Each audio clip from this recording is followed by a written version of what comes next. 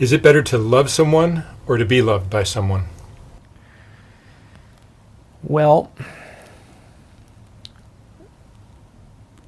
let's talk about love.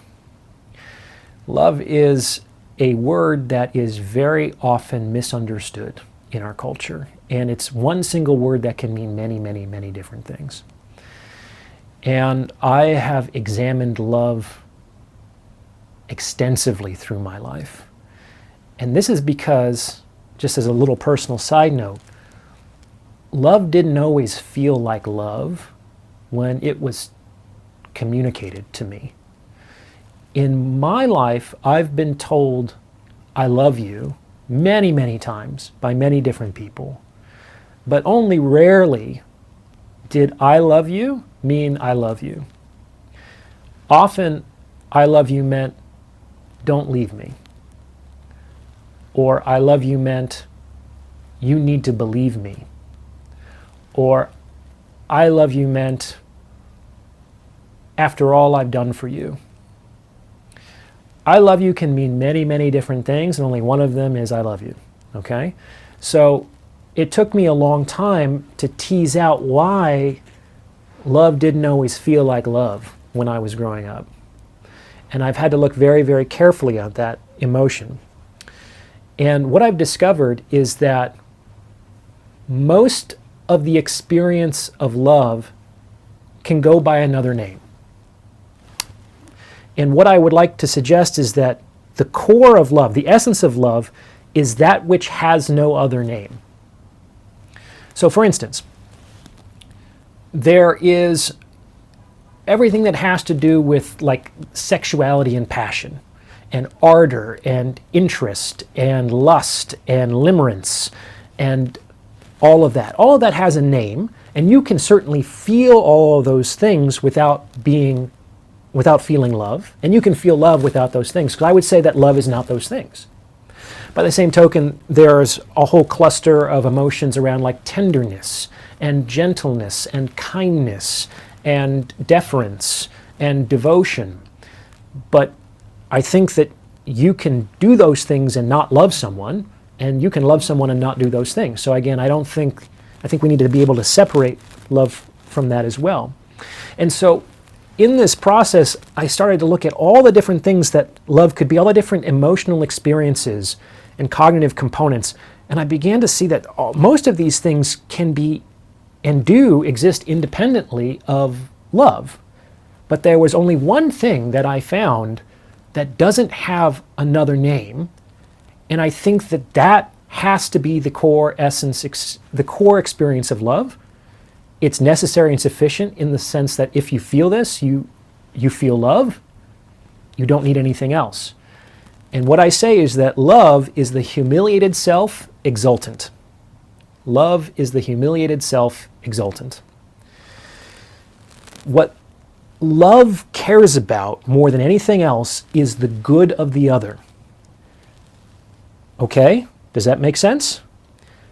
Now, that means on some level that the lover can't reasonably expect to be in a relationship with the person he or she loves, unless that lover decides that that relationship is reasonably the best possible thing for the loved one, which it probably isn't. This is why the romantic hero par excellence is like Rick Blaine in Casablanca, who loves Ilsa, and at the end of the movie puts her on a plane with another man because he understands that that's what's best for her and what's best for actually the world and the social movement that he's now participating in again for the first time in years. He loved Elsa, so he surrendered her. He gave her up because that's what was best for her.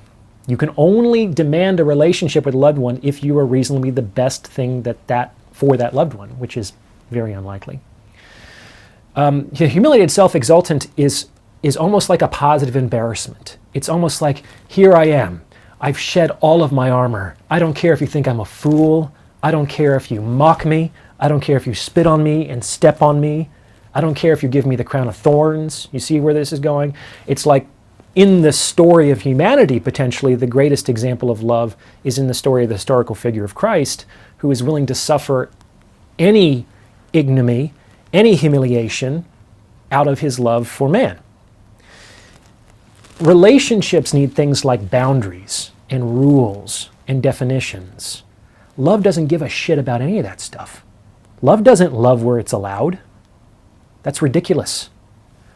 Love doesn't need rules to contain it. It's like relationships need those things, right?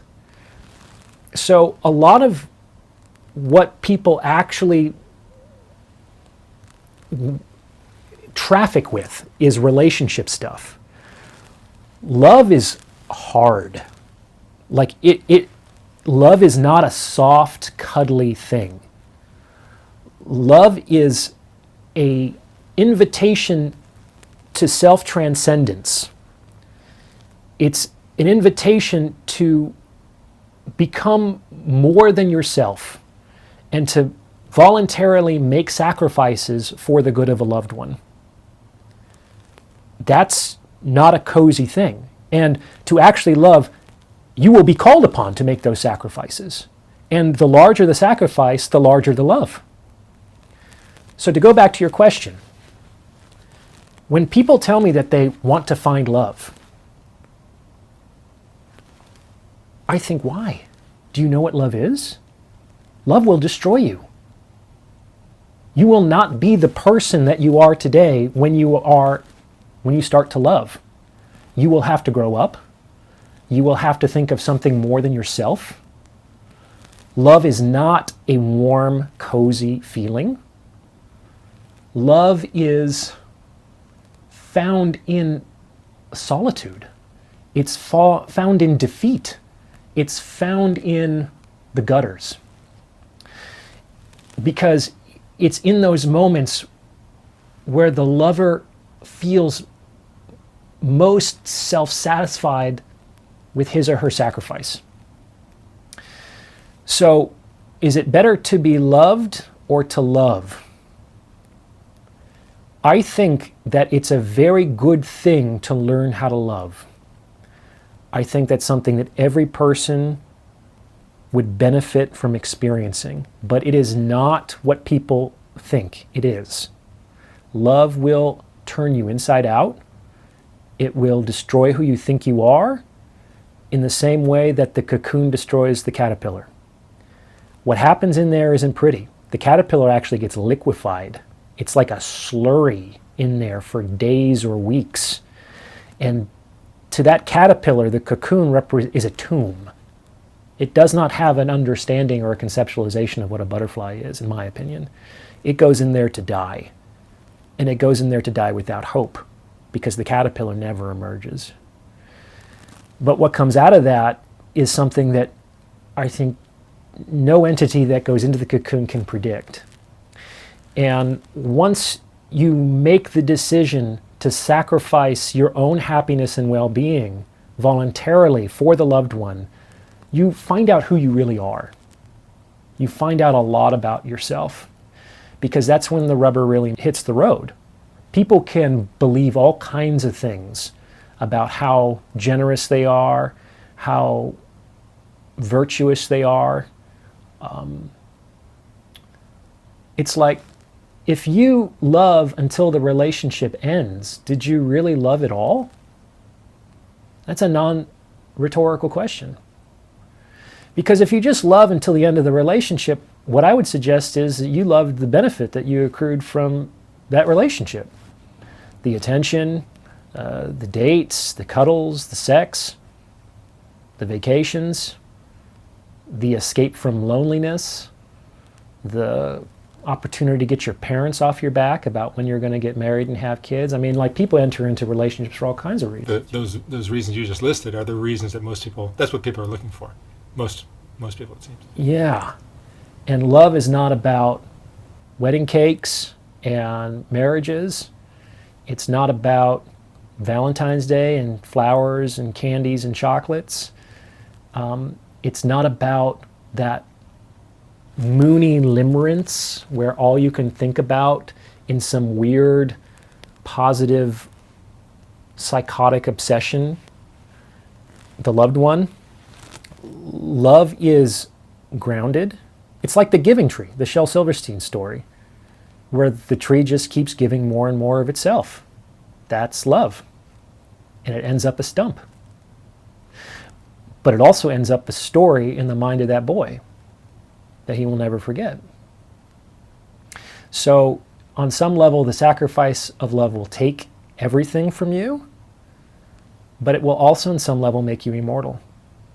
It will make you immortal in the lives, the minds, and the hearts of the people that you did that for. And that's the surest, it's not a sure thing, but it's the surest way of guaranteeing your existence past your physical life that I think that most people will ever encounter.